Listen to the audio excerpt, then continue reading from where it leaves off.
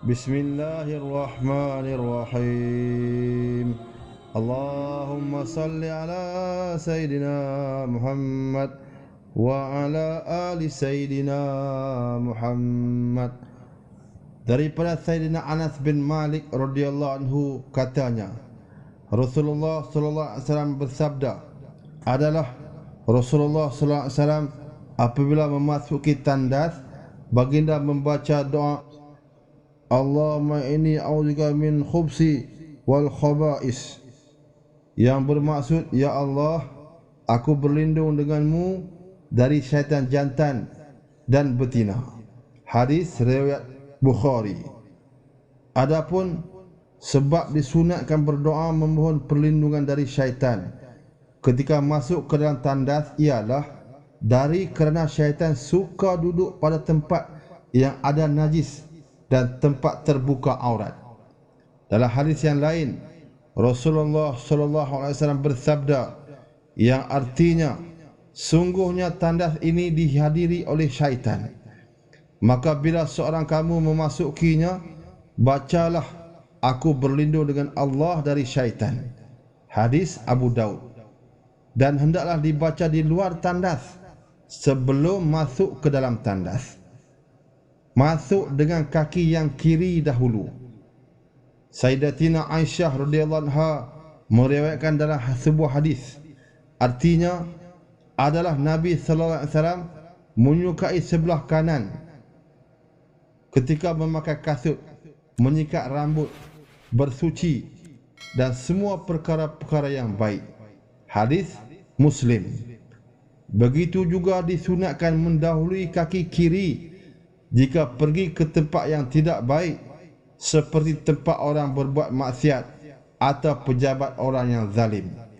Dan apabila hendak keluar dari tandas, hendaklah keluar dengan kaki kanannya dahulu, seperti mana disunatkan ketika masuk ke masjid, surau dan rumah. Menutup kepala. Sunat menutup kepala dengan memakai kopiah atau yang seumpamanya ketika masuk ke dalam tandas, kerana hadis yang diriwayatkan oleh Sayyidatina Aisyah radhiyallahu anha yang artinya adalah Nabi sallallahu alaihi wasallam apabila masuk ke tandas, baginda menutup kepalanya. Hadis Baihaqi. Imam Baihaqi juga meriwayatkan yang artinya diriwayatkan pada amalan menutup kepala ketika masuk ke dalam tandas itu daripada amalan Abu Bakar As-Siddiq, dan perkara ini sahih daripada beliau. Sunan Baihaqi. Memakai selipat ini adalah kerana lebih menjaga kebersihan kaki kita dari tercemar ketika berada di dalam tandas. Habib bin Saleh meriwayatkan, artinya adalah Rasulullah sallallahu alaihi wasallam apabila memasuki tandas, memakaikan ia akan selipat dan menutup kepala. Hadis Baihaqi. Tidak membawa masuk sesuatu yang tertulis Al-Quran adalah termasuk yang dilarang, ialah membawa dengan sengaja ke dalam tandas sesuatu yang tertulis padanya Al-Quran atau zikrullah atau hadis dan seumpamanya sekalipun yang bertulis Quran atau ayat yang mulia itu, sesuatu seperti cincin, kopiah atau kitab-kitab agama. Sayyidina Anas bin Malik radhiyallahu anhu berkata, yang artinya sesungguhnya Nabi sallallahu alaihi wasallam apabila masuk ke dalam tandas, lalu baginda menanggalkan cincinnya. Hadis Ibnu Majah. Sudah maklum bahawa tertulis pada cincin Nabi sallallahu alaihi wasallam perkataan Muhammadur Rasulullah. Maka hendaklah diletakkan cincin atau kopiah yang bertulisan ayat-ayat Al-Quran atau zikrullah itu di luar tandas. Jika ditakuti hilang, jika diletakkan di luar tandas, maka harus dibawa masuk dengan dicabut dan disimpan di dalam saku. Jika tidak boleh mencabutnya, maka hendaklah dipusingkan tulisan cincin itu ke sebelah dalam genggaman tangan. Menjaga aurat dari dilihat orang lain. Sayyidina Abdul Rahman bin Abi Qura'at radhiyallahu anhu berkata yang artinya, saya pernah bersama Rasulullah sallallahu alaihi wasallam di sebuah padang luas. Apabila baginda hendak tunaikan hajat, maka baginda akan pergi jauh-jauh. Hadis Nasa'i. Tujuan pergi menjauh itu ialah supaya orang tidak nampak aurat kita. Ini jika buang air di tempat terbuka. Adapun jika buang air pada tempat tertutup, maka hendaklah membuka aurat setelah masuk dan menutup pintu tandas.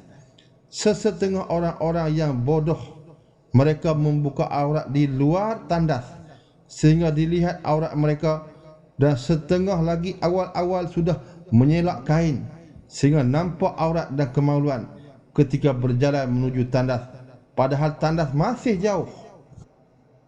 Tidak mengharap arah kiblat atau membelakanginya.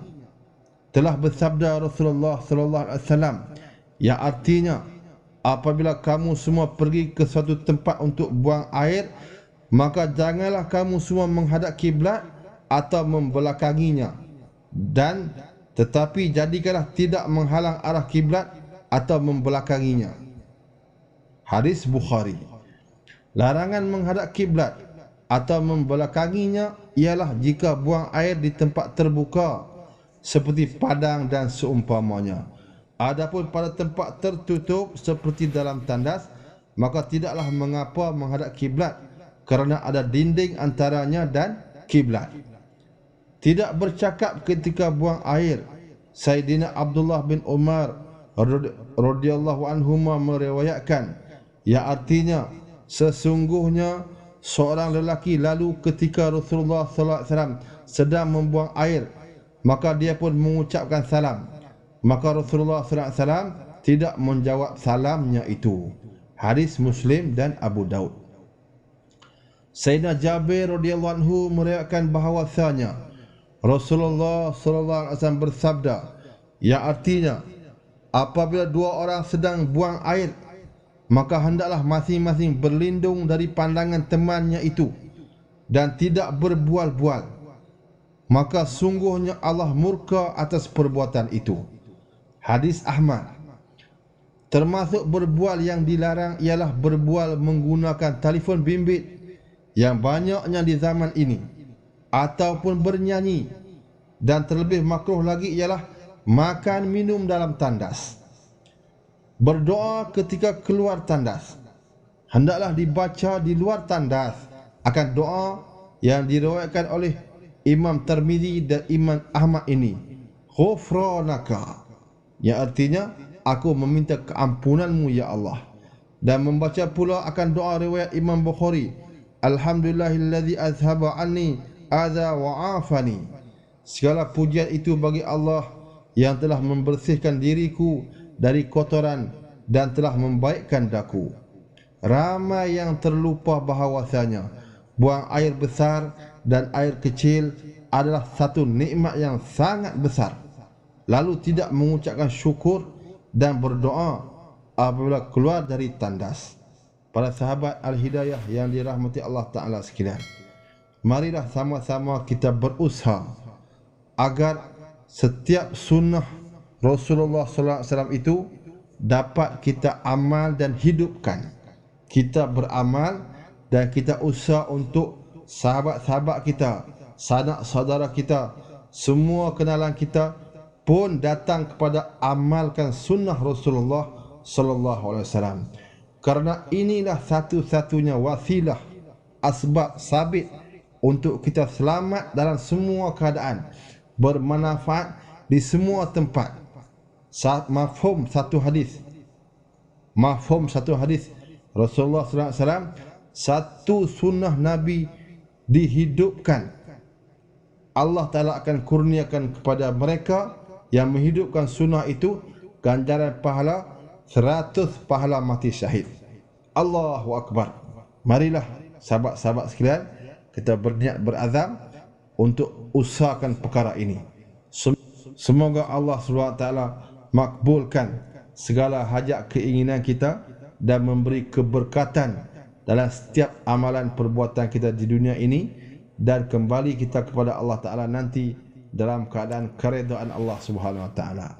Sehingga bertemu lagi para sahabat yang dikasihi, salam hormat, salam kasih sayang, salam umat Nabi sallallahu alaihi wasallam. Assalamualaikum.